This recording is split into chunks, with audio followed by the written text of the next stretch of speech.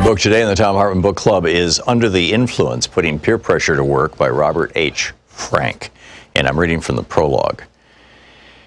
That we are more closely connected to one another than most of us realize is an old idea. An important variation dates from 1929, when Hungarian writer Frigyes Karinthy published a short story entitled Chains. Two of the story's main characters speculate that any two living people can be connected by a chain involving no more than 5 acquaintances. That some such chains exist is hardly surprising, since most of us can think of people in distant locations to whom we're connected through a small number of intermediaries. The man bites dog aspect of Karinthy's conjecture is that almost any two people, A and E, could be linked by a chain like A knows B, B knows C, C knows D, who knows E. One of the first systematic attempts to test this claim came in the 1960s with a series of experiments by the psychologist Stanley Milgram. In it, he sent packages containing a small booklet to 96 people chosen at random from the Omaha, Nebraska telephone directory. His cover letter asked them to try to forward the booklet to a specific residence of Boston, Massachusetts, through a chain of personal acquaintances. He told them the name and address of the Boston resident, that he worked as a stockbroker, and that the first person in their chain should be somebody they knew on a first-name basis. Milgram also advised them to choose someone they believed, presumably based on the target's location and occupation, could be socially closer to the target than they were themselves. Subsequent recipients in the chain were asked to forward the same instructions. Many of the Omaha recipients undoubtedly tossed Milgram's booklet in the trash, so it's remarkable that the Boston target received 18 of the 96 packages.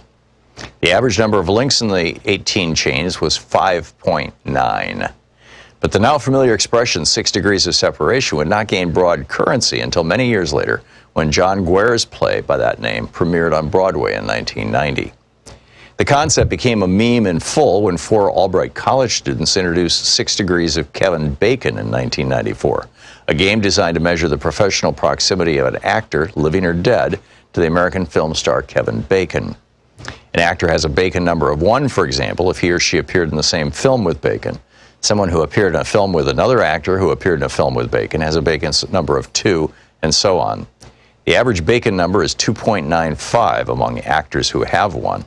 In that group, even the actor most distant from Bacon, William Rufus Shafter, has a Bacon number of only 7.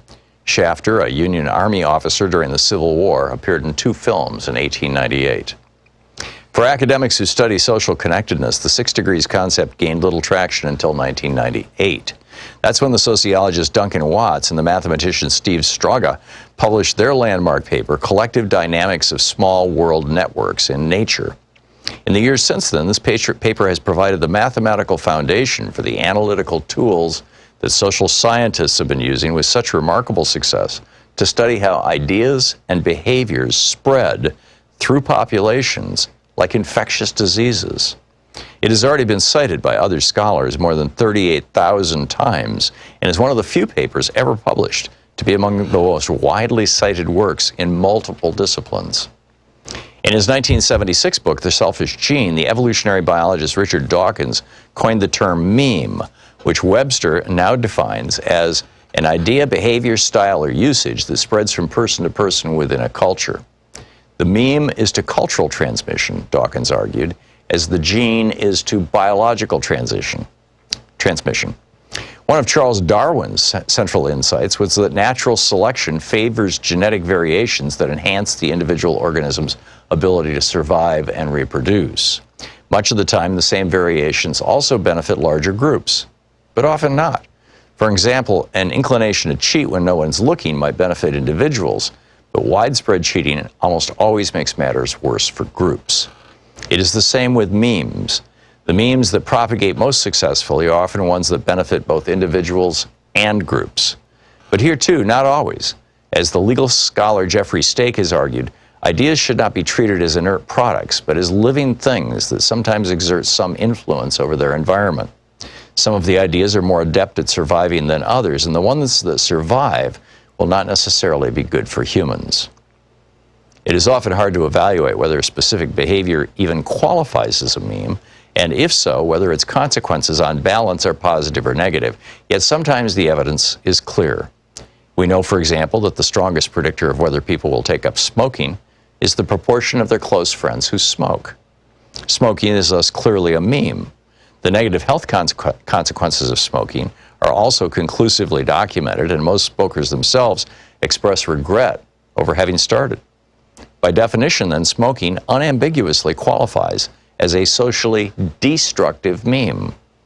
On the other side of the ledger, we have compelling evidence that the adoption of photovoltaic solar panels is both socially contagious and almost uniformly positive in terms of environmental consequences.